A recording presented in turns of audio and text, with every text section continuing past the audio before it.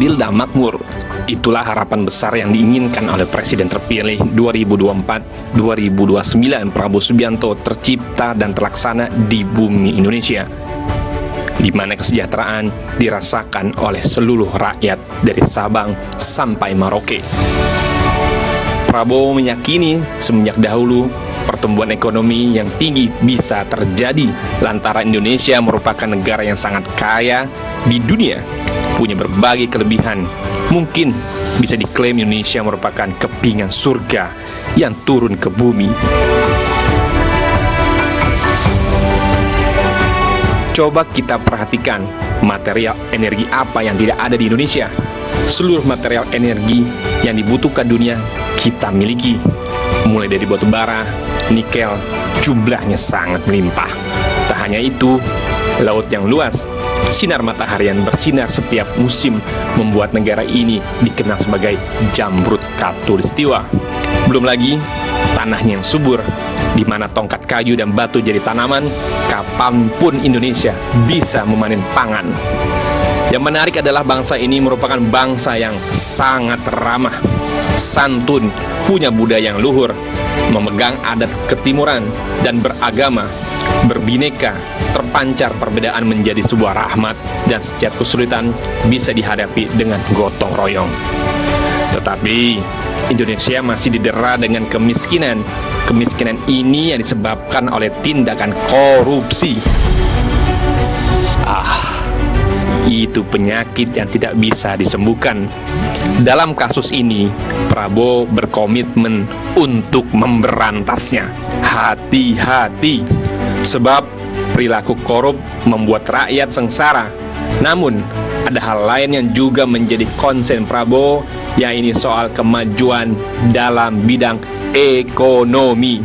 Optimis, ya pasti harus optimis dan terukur.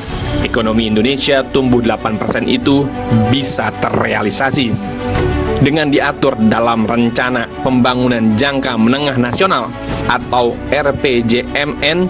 Selain itu, jika kondisi ekonomi global dalam keadaan baik-baik saja, maka Indonesia bisa memanfaatkan bantalan fiskal yang selama ini digunakan untuk subsidi. Untuk mencapai target tersebut, Prabowo mengaku ingin fokus pada pengentasan kemiskinan dengan menciptakan sebanyak-banyaknya lapangan pekerjaan untuk rakyat Indonesia. Saat resmi dilantik sebagai presiden, kita akan melihat dan akan menyaksikan si miskin menjadi sejahtera dan anak-anak tersenyum bahagia menatap masa depan mereka.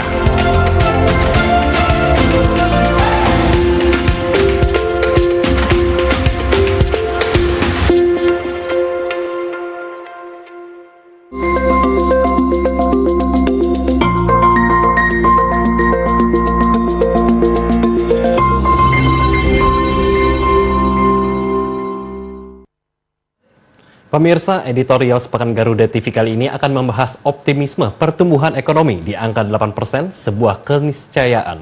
Sebab segala potensi itu ada, dan hanya bagaimana kita memanfaatkan dan olah menjadi kesejahteraan untuk rakyat. Itu pula yang disampaikan Prabowo di Qatar pada beberapa waktu lalu. Dan saat ini telah hadir bersama kami di studio Wapemret Garuda TV, Virgandi Prayudantoro. Selamat malam Mas Gandhi. Selamat malam Ali dan rekan semuanya. Ya, Mas Gandhi, ini ada pernyataan dari Prabowo bahwa ekonomi itu bisa tumbuh 8% dalam 2-3 tahun ke depan. Ini gimana nih pandangannya, Mas? Ya, jadi pemirsa, kita melihat bahwa pada kesempatan kali ini, pada editorial pekanan pada Garuda TV, kita coba melihat nih bahwa ada hal-hal yang memang sangat bagus yang perlu kita perbincangkan. Salah satunya itu terkait dengan proyeksi yang akan dilakukan oleh Presiden terpilih, yaitu Pak Prabowo Subianto dalam Qatar Forum Ekonomi, yaitu dengan angka 8%. Nah, kita lihat ini merupakan salah satu hal yang menurut kita ini cukup signifikan.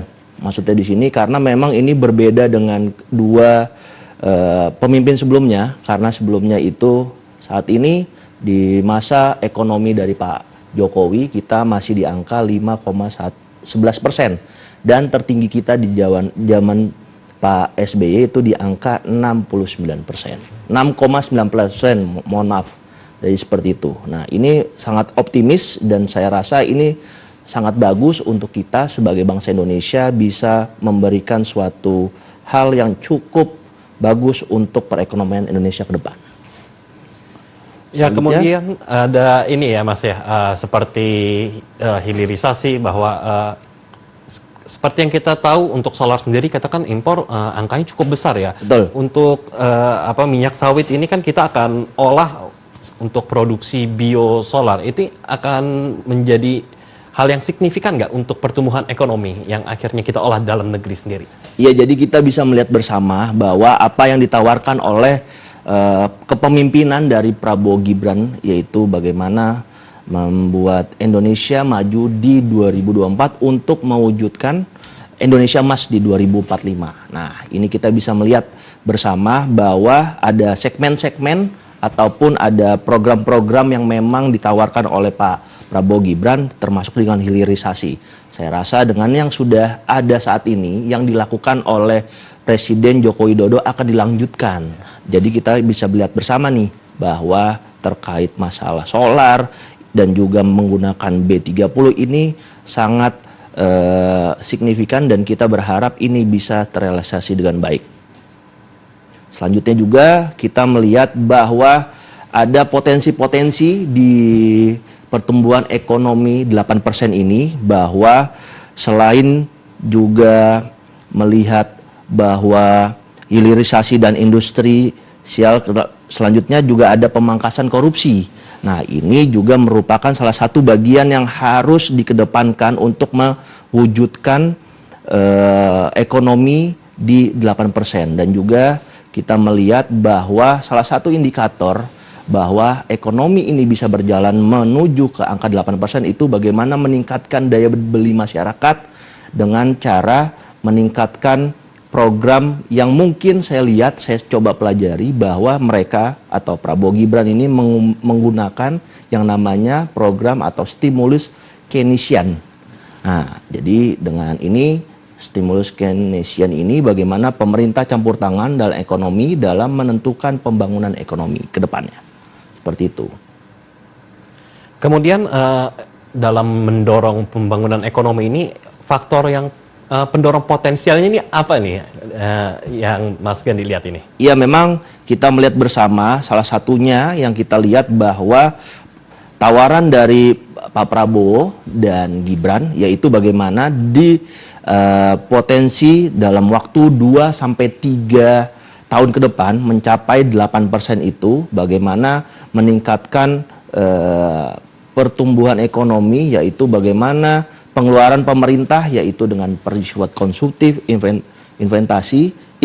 investasi bagaimana ke depannya penggunaan anggaran itu dilakukan dengan pendekatan untuk pembangunan, pendidikan, kesehatan, dan juga salah satu yang kita lihat bersama bahwa program yang sangat eksklusif yang punya Pak Prabowo mungkin makan siang gratis. Nah, ini juga yang mungkin perlu kita lihat bahwa diperlukan makan siang gratis ini merupakan memicu gerak ekonomi ke depannya yang lebih baik. Seperti itu.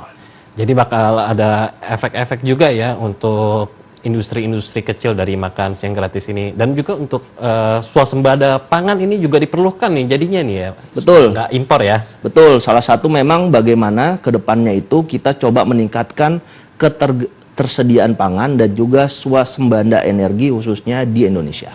Jadi seperti itu, Ali, itu yang mungkin jadi konsen ke depannya. Walaupun kita melihat bersama bahwa target ini dibilang cukup banyak yang beranggapan bahwa ini tidak bisa, bukan hal yang realistis, dan kita berharap dengan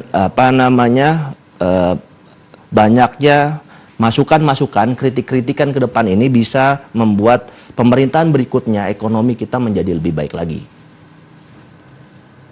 Kemudian kalau kita lihat nih, ini kan kalau kita ngomongin ekonomi ya, nggak jauh dari industri, pertanian, ini yang memang dari bawah ya, terus juga layanan-layanan gitu. Ini gimana nih untuk akhirannya dalam mencapai pertumbuhan ekonomi sendiri ini dari sektor-sektor itu? Ya, jadi kita berharap di pemerintahan Prabowo Gibran ini mempunyai pembantu-pembantu menteri yang bisa menjalankan seluruhnya yang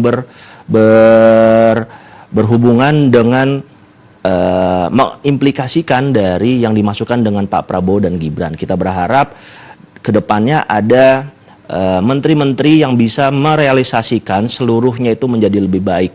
Kurang lebih kita berharap itu indikatornya bagaimana semua yang sudah disiapkan oleh pemerintah atau Pak Prabowo gitu bisa berjalan asalkan pembantu-pembantu yang nanti akan membantunya itu bisa menjalankan dengan baik. Jadi seperti itu, Ali. Jadi memang harus ada yang ngisi kementerian-kementerian itu orang-orang yang tepat ya, jangan yang toksik gitu ya. Betul, betul. Jadi kita berharap ini yang perlu kita ke depan ini kita sudah melihat bagaimana dari Pak Prabowo inisiatif bagaimana meningkatkan agar kabinet yang akan dibentuk ini merupakan kabinet yang bisa merangkul seluruh pihak. Iya. Jadi kita berharap ini bisa mewujudkan Indonesia lebih maju lagi. Saya lihat nih di 2045 ini bisa tercapai asalkan di periode kali ini bisa berjalan dengan baik. Jadi seperti itu yang kita lihat. Ini tantangannya memang berat, Ali, kita lihat bersama. Tapi kita melihat dengan keoptimisan, dengan hasil pemilu mungkin yang kita lihat ini sudah 58% kita lihat bersama. Jadi kita berharap ini menjadi salah satu tantangan yang harus dijawab oleh pemerintahan Prabowo Gibran ke depannya untuk mewujudkan seluruh yang sudah mereka sampaikan kepada masyarakat Indonesia.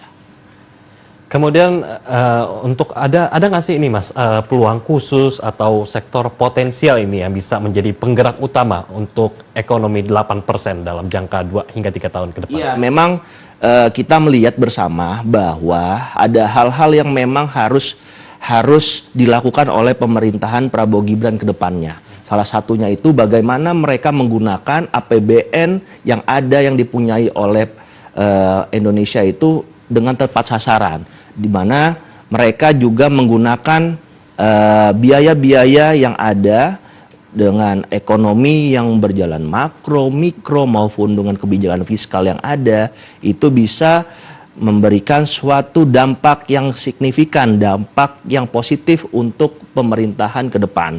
Nah ini kita berharap semuanya, salah satu yang diharapkan mungkin yang kita coba lihat bersama bahwa Pak Prabowo Gibran juga atau dengan kepemimpinan ini menekankan menggunakan produk lokal, dan di sini mereka berharap dan mereka juga menjamin negara akan tersedianya pasar yang ada. Kita melihat bersama, Ali, bahwa saat ini Indonesia mungkin sebagai pasar.